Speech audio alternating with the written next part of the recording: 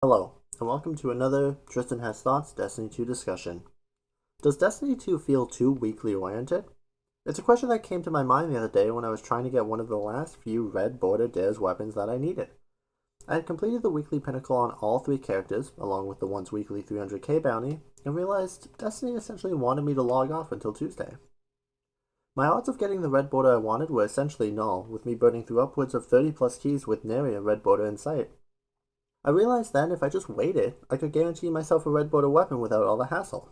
This made me think, is the game too weekly focused? Sometimes by the midpoint of the week, I find myself with little to no reason to play. By this point, I've most likely exhausted most of my pinnacles, got my guaranteed red borders from the weekly sources, and generally don't feel motivated to get on and play.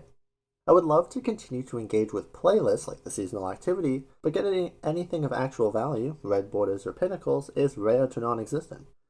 I know people's mileage may vary, but personally after almost a full reset at Clovis and many keycodes, I still only have a handful of patterns for the seasonal weaponry.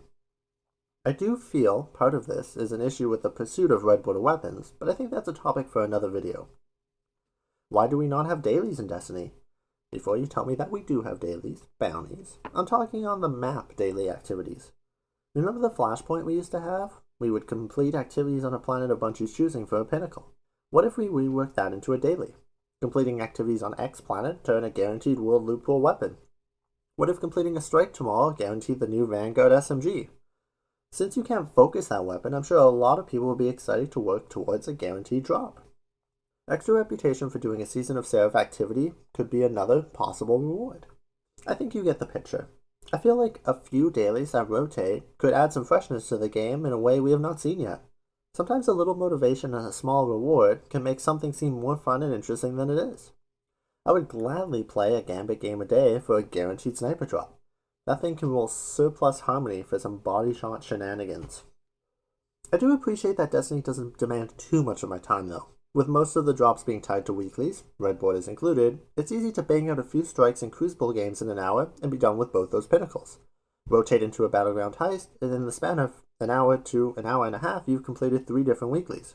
With the power grind being lessened, only a 10 bump each season, it's easier to avoid activities you don't like, can't complete, and easily still make good progress towards your character progression.